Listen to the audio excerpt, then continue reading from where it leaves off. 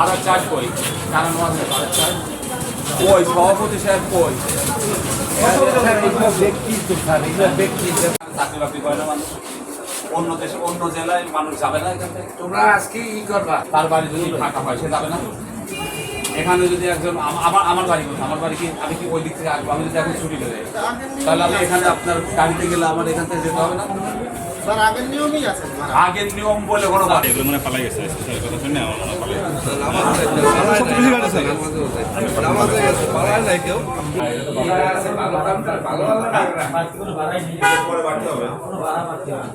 বিকাশে কম খরচে ক্যাশ আউটের লিমিট বেড়ে 50,000, প্রিয় এজেন্টও 2টা।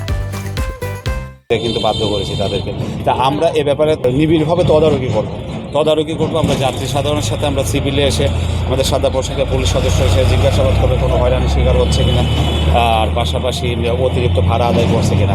ঈদের পূর্বে এবং ঈদের পরে কখনোই অতিরিক্ত ভাড়া নেওয়ার কোনো সুযোগ নাই, যেহেতু সরকার কর্তৃক যে নির্ধারণ করা আছে এবং এই সরকার কর্তৃক যে ভাড়া নির্ধারণ করা আছে এটা কিন্তু মালিক শ্রমিক নেতৃবৃন্দের সাথে বসে সকল পক্ষ কিন্তু একত্রেই কিন্তু এই সিদ্ধান্তকে নিয়েছেন। কাজে এই সিদ্ধান্তের বাইরে গিয়ে ইন্ডিভিজুয়াল কোনো সিদ্ধান্ত নেওয়ার কোনো সুযোগ নেই, এটা আমরা কঠোরভাবে দেখব। আর পাশাপাশি যে সকল যাত্রী ভাইয়েরা এখানে কর্মুখ যে সকল যাত্রী বিভিন্ন জেলা থেকে পটুয়াখালীতে আসবেন ঈদ করার জন্য পরিবার পরিজনের সাথে, তাদের নিরাপত্তার বিষয়টি আমরা কিন্তু বিশেষভাবে খেয়াল রাখবো। বিশেষ করে রাত্রিকালীন সময়ে লঞ্চ ঘাটে যারা এসে নামবেন তাদের জন্য রাত্রিকালীন মুভমেন্টটা আমাদের টহল পুলিশ চারিদিকে আমাদের কিন্তু সেভাবে কিন্তু টহলরত অবস্থায় থাকে, তো সেখানে আমরা সেই বিষয়গুলো আমরা দেখব। এবং আমরা পরামর্শ দিয়েছি যে আপনারা গভীর রাতে যদি লঞ্চ ঘাটে আসেন তাহলে যেন একত্রে একটা গ্রুপ ধরে আপনারা মুভ করেন, অথবা যদি কোনো নির্জন কোনো এলাকায় যাওয়ার প্রয়োজন পড়ে প্রথম পরামর্শ ছিল যে আপনারা একটু সকাল হওয়া পর্যন্ত একটু যদি আমাদের একটু অপেক্ষা করেন ভালো হয়। তারপরে তো কারোর তো আর অপেক্ষার করতে ইচ্ছে করে না নিজ বাড়িতে এসে, তো এখানে নিজের শহর পটুয়াখালী তাদের নিজের শহর, সেখানে এসে কেউই তো চায় না যে লঞ্চ টার্মিনালে বসে থাকি, তারা ভাবে যে আমার শহর এর থেকে নিরাপদ জায়গা কোথায় হতে পারে, এসে কিন্তু বেরোয় পড়ে। তো বেরোয় পড়লেও তারপরেও আমরা তাদের দিকে খেয়াল রাখবো ইনশাল্লাহ যে কোথাও যেন কোনো পথে ঘাটে সমস্যা নেই।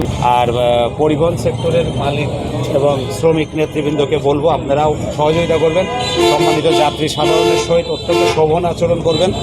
অবশ্যই যাত্রীদের সাথে কোনোভাবেই যেন আপনাদের স্টাফ যেন কোনো ধরনের কোনো দুর্ব্যবহার না করে। যাত্রীরা কিন্তু আপনাদের যাত্রী আছে জন্য আপনাদের ব্যবসা আছে, যাত্রী না থাকলে কিন্তু আপনাদের ব্যবসা নেই। যাত্রীরা আপনাদের ব্যবসাকে টিকিয়ে রাখার জন্য কিন্তু মূলধন কিন্তু এই যাত্রী, তাদের সাথে ব্যবহারটা যেন স্টাফরা ভালো করে, ব্যবহার খারাপ করে আমি বলছি না, আমার পরামর্শ যেন ভালো করে। এবং শিশু এবং মহিলাদের গাড়িতে উঠানো এবং নামানোর ক্ষেত্রে অবশ্যই যেন তাদের সহযোগিতা করে, তাদের যেন মানে পৌঁছে গেছে এখন আমাকে আবার দ্রুত যেতে হবে, কোনোভাবে ধাক্কায় ফেলে দিল, তার লাগেজটা কোথায় গেল ঠিকমতো বুঝে পেল না, এরকম যেন না হয়। আপনার জেলা আপনাদের যাত্রীরাও কিন্তু আপনাদের জেলারই কিন্তু তারা কিন্তু বাসিন্দা, তাদের সাথে শোভন আচরণ করে যেন।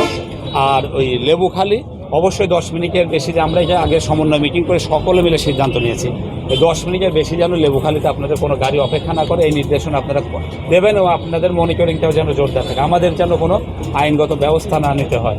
রাস্তাঘাট প্রতিবন্ধকতা সৃষ্টি করে যেন কোথাও কোনো গাড়ি না দাঁড়ায়।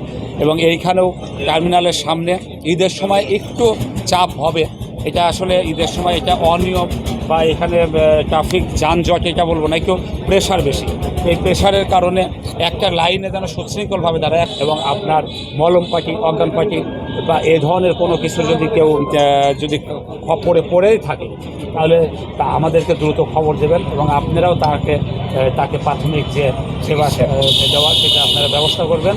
আর কুয়াকাটার কথা বলা হয়েছে, কলাপাড়া স্ট্যান্ডের ক্ষেত্রেও আপনাদের ওই যে আমরা যে নির্দেশনা দিয়েছি আপনি তো জানেন, সেই কলাপাড়া স্ট্যান্ডের ক্ষেত্রে এবং ভাড়ার ক্ষেত্রে কিন্তু আপনাদের বলেছি যে এখান থেকে যারা কুয়াকাটায় যাবে তাদের ভাড়া কিভাবে নিতে হবে, এটা কিন্তু কথা কিন্তু আপনাদের সাথে বলা হয়েছে যে একজন এখান থেকে হয়তো শাখারিয়া পর্যন্ত একটা স্টপেজ আছে, তাহলে না মানে সে আমতলী পর্যন্ত আপনার স্টপেজ, তার সামনে দাঁড়ানোর কোনো সুযোগ নাই। তাহলে যদি কেউ তার আগে কোথাও যাওয়ার জন্য উঠে তাহলে সে আমতলী পর্যন্ত ভাড়া দিবে, সে কিন্তু কোনোভাবে কুয়াকাটা পর্যন্ত বা কলাপাড়া পর্যন্ত ভাড়া দিবে না। কিন্তু কেউ যদি আপনার আমতলির পরে নামে তাহলে আবার কলাপাড়ার ভাড়া দিবে। তো এইটা কিন্তু কঠোরভাবে বলা আছে এবং এটাই কিন্তু এভাবেই কিন্তু আমাদের কিন্তু আমাদের মনিটরিংও এভাবেই আছে, আপনারাও কিন্তু এভাবে এটা মানবেন।